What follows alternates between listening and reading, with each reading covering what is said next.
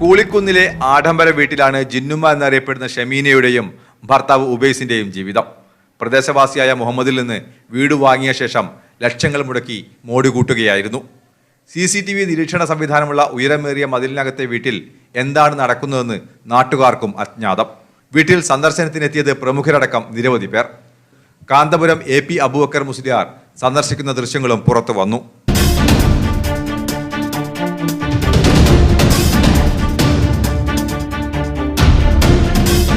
ഉസ്താദ്മാർ വരലുണ്ട്. ഇപ്പോൾ സസാദിയാലും ഒരു പരിപാടിയിലുണ്ടാകുമ്പോൾ ഒരു വരുന്നതാണ് ഞാൻ. ഇത് ഈ രണ്ടാമത് റിപ്പയർ ആക്കിയിട്ട് ഉസ്താദിനെ ഉസ്താദിനെ വരുന്ന കണ്ണി ഞാൻ അല്ല അതറിയില്ല. വിളിച്ചത് വന്നത് ആരെ കണ്ടിന് അപ്പം തന്നെ പോയി. ഒരു പ്രാവശ്യം വന്നിന് പരിപാടി എന്തോ ഉടുക ഇത് പാർട്ടി ആക്കിയത് എന്തോ അതെ അത് തന്നെയാണ്.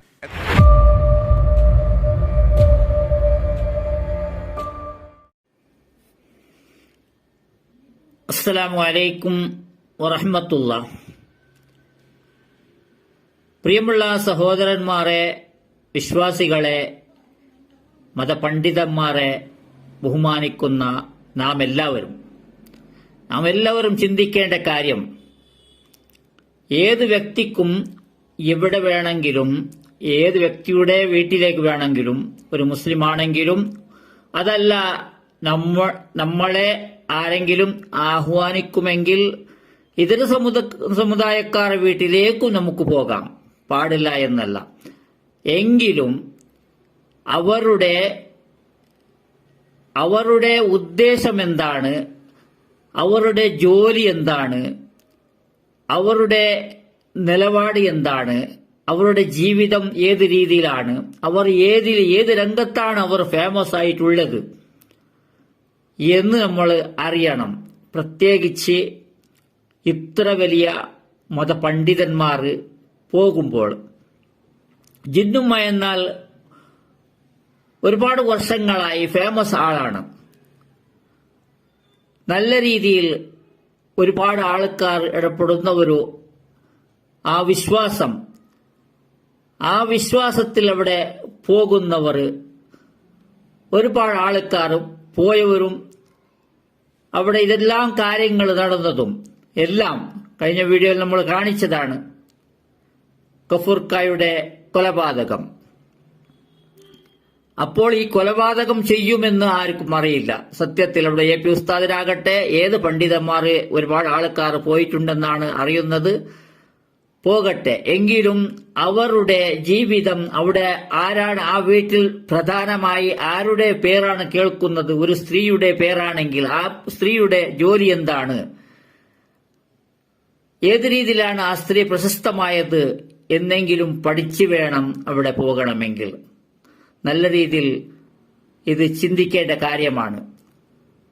അവർക്ക് വിശ്വാസമുണ്ടായേക്കാം. മൊത്തത്തിൽ മുസ്ലിമീങ്ങൾ എല്ലാ മുസ്ലിമീങ്ങളും വിശ്വസിക്കുന്ന കാര്യമല്ല ഈ ജിന്ന് എന്ന് പറഞ്ഞത്. ഈ ജിന്നുമ്മ എന്ന് പറഞ്ഞ് ജനങ്ങളെ വിശ്വസിപ്പിച്ച് കബളിപ്പിക്കുന്ന, അവരുടെ വീട്ടിൽ നിധിയുണ്ടെന്ന് പറഞ്ഞ് ഇത്ര കാര്യങ്ങൾ, ഒരുപാട് കാര്യങ്ങൾ, അതിൽ 90% കള്ളമാണ് അവർ പറയുന്നത്. അവർക്കൊരു ജിന്നുമില്ല, ഒരു ജിന്നുമ്മയുമില്ല. വെറും അവിടെ അടുക്കളയിലുള്ള ഉമ്മ മാത്രമാണ്. സത്യത്തിൽ ഇവിടെ ഈ സ്ത്രീയാണെങ്കിലോ ജിന്നുമ്മ എന്ന് പറഞ്ഞ് ഒരുപാട് പുരുഷന്മാരോട് കൂടെ ഇടപെടുന്ന ഒരു സ്ത്രീന്റെ വീട്ടിലേക്ക് അത്ര വലിയ പണ്ഡിതൻ പോയത് ഒട്ടും ശരിയായില്ല എന്നാണ് എനിക്ക് പറയാനുള്ളത്. നല്ല പോലെ ചിന്തിച്ച് പ്രവർത്തിക്കണം നമ്മുടെ പണ്ഡിതന്മാർ. നല്ല പോലെ ചിന്തിച്ച് പ്രവർത്തിക്കണം. അവർക്കുണ്ടാകുന്ന റിമാർക്കുകൾ അത് എല്ലായിടത്തും പ്രചരിപ്പിക്കപ്പെടുന്നു. അതുകൊണ്ട് നമ്മുടെ ദീൻ പണ്ഡിതന്മാർ ആ ദീനിന് കളങ്കമുണ്ടാകുന്നു. ഇതിനെ പരിഹസിക്കാൻ ഒരുപാട് ആൾക്കാർ റെഡിയാകുന്നു. നിരീശ്വരവാദികളും യുക്തിവാദികളും അതുപോലെ മുസ്ലിമീങ്ങളിൽപ്പെട്ട ഇത്തരക്കാരെ വിശ്വസിക്കാത്ത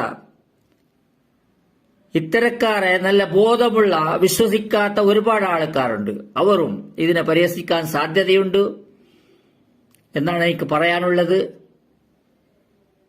ഇൻഷാ അല്ലാഹ്. അസ്സലാമു അലൈക്കും വറഹ്മത്തുള്ളാഹി.